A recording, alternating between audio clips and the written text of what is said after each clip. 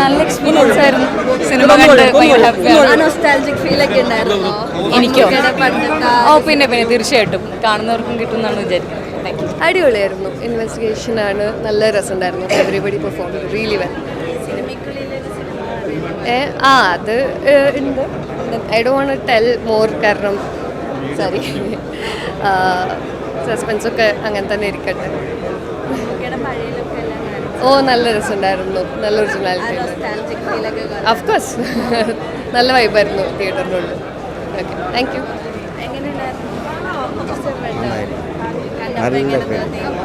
പിന്നെ നല്ല ഫീൽ, പിന്നെ ഇഷ്ടപ്പെടാതിരിക്കുന്ന നല്ല അടിപൊളി പെർഫോമൻസ്. സിനിമ എനിക്ക് പേഴ്സണലി ഇഷ്ടപ്പെട്ടു. നല്ല രീതിയിൽ തന്നെ വർക്കൗട്ടുണ്ട്. അതെ, അത് എന്തോരം പുതുമയായിട്ട് ചെയ്യാമെന്നുള്ളതാണ് ആസിഫിൽ ചെയ്തുകൊണ്ടിരിക്കുന്നത്. അപ്പോൾ അത് നല്ല കൺവിൻസിംഗ് ആയിട്ട് ചെയ്തിട്ടുണ്ട്. നമുക്കൊരു റെപ്യൂട്ടേഷൻ ഫീൽ ചെയ്യാതെ നല്ല രീതിയിൽ തന്നെ ആസിഫിൽ പെർഫോം ചെയ്തിട്ടുണ്ട്. എനിക്ക് പടം ഒരു ഡീസൻറ്റ് വാച്ചായിട്ട് തോന്നി. ഒരു വലിയ സംഭവങ്ങളൊന്നും ഇല്ലെങ്കിലും നല്ലൊരു പടമാണിത്. ആ ഒരു ക്രൈം നടന്ന ക്രൈമിലേക്ക് എങ്ങനെ ഇൻവെസ്റ്റിഗേഷൻ ടീം എത്തിച്ചേരും, ആ ഒരു ടൈപ്പുള്ള പടമാണത്. അതുകൊണ്ട് നല്ലൊരു സിനിമയായിട്ട് എനിക്ക് തോന്നി.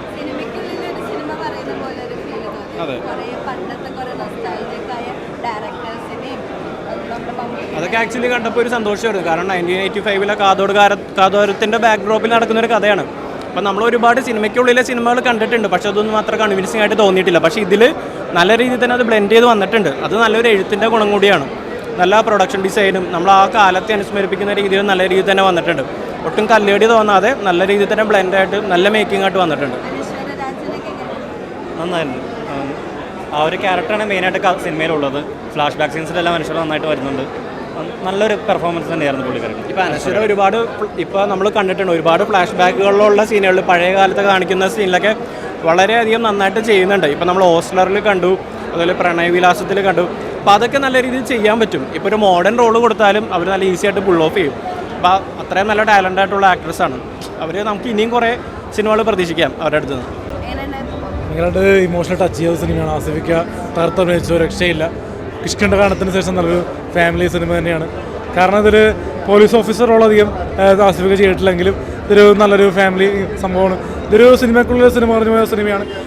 കാതോടെ സിനിമേനെയൊക്കെ സൂചിപ്പിക്കുന്നുണ്ട്. ഒരു വ്യത്യസ്തപരഞ്ഞൊരു സിനിമേനെ. പിന്നെ സിദ്ദിഖിക്കാണെങ്കിലും മനോജിക്കാണെങ്കിലും ഗംഭീരമായിട്ട്, പിന്നെ അനശ്വരയുടെ അരേഖ എന്ന് പറഞ്ഞ ക്യാരക്ടറുടെ പെർഫോമൻസ് വർക്കൗട്ടായി പോയിട്ടുണ്ട്. പിന്നെ ജോഫിൻ ടി ചാക്കോൻ്റെ ഡയറക്ഷൻ വർക്കൗട്ടായി പോയി. ഒരു കംപ്ലീറ്റ്ലി സസ്പെൻസ് ഉള്ള സിനിമ തന്നെയാണ്. ഒരു ഗംഭീര തിയേറ്ററിൽ പോയി കാണേണ്ട സിനിമ. മലയാള സിനിമ കണ്ട മികച്ച 10 പടം എടുത്തതിന് ഒരെണ്ണമാണ് യവനിക സ്റ്റൈലുമാണ് ക്രൈം ഇൻവെസ്റ്റിഗേറ്റഡുള്ള. പിന്നെ മമ്മൂക്കയുടെ പ്രശസ്തി ഞാൻ പറയുന്നില്ല, സ്പോയിൽഡ് റോം. പിന്നെ അനശ്വരാജുമായി അടുത്ത ഉർവശി മേഡം എന്ന് പറയാം. നമ്മുടെ മറ്റേ ആസിഫ് അലി സൂപ്പർ താരമല്ല, സൂപ്പർ നടനായിക്കൊണ്ടിരിക്കുകയാണ്. എല്ലാം കൊണ്ട് നല്ല മൂവി. എഡിറ്റിംഗ് ഉഗ്രനാണ്, യാതൊരു ലാഗൊന്നുമില്ല, ഒരു നെഗറ്റീവും കാണുന്നില്ല. ഒരു ക്ലാസിക് പടമാണ്. ഇങ്ങനത്തെ പടം മലയാളത്തിൽ ഉണ്ടായിട്ടില്ല. KG ജോർജ് സ്റ്റൈലിലെ പോലെ ഒരു 80കളുടെ ലൈഫിലും മലയാള സിനിമയുടെ മികച്ച 10 പടങ്ങൾ ഒരു പടമായി. നല്ല സിനിമയായിരുന്നു.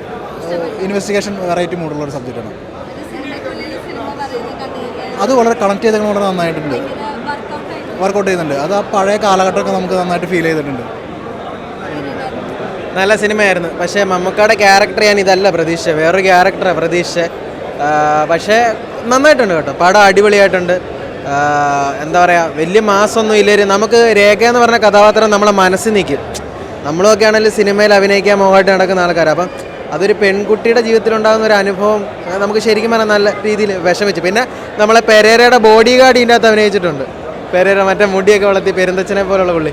പിന്നെ എൻ്റെ കുറേ ഫ്രണ്ട്സൊക്കെ ഇതിൻ്റെ അകത്ത് ചെറിയ ചെറിയ വേഷങ്ങൾ വന്നിട്ടുണ്ട്. ഒരുപാട് സന്തോഷം. പിന്നെ മനോജേട്ടൻ്റെ അഭിനയം, സ്ക്രീൻ പ്രസൻസും ഒക്കെ കുറച്ച് നേരം ഉള്ളെങ്കിലും ഗംഭീരമായിട്ട് ചെയ്തിട്ടുണ്ട്. പിന്നെ ആസിഫിക്കയുടെ കാര്യം പിന്നെ എടുത്ത് പറയേണ്ട കാര്യമൊന്നുമില്ലല്ലോ, അടിപൊളിയായിട്ടുണ്ട്. എല്ലാവരും, ഡയറക്ടർക്കും ആർട്ട് ചെയ്തവർക്കും എല്ലാവരും നല്ല രീതിയിൽ വർക്ക് ചെയ്തിട്ടുണ്ട്. നല്ല രീതിയിൽ പണിയെടുത്തിട്ടുണ്ട് സംവിധായകൻ. എല്ലാവരും വന്ന് കാണുക, സൂപ്പർ പടമാണ്.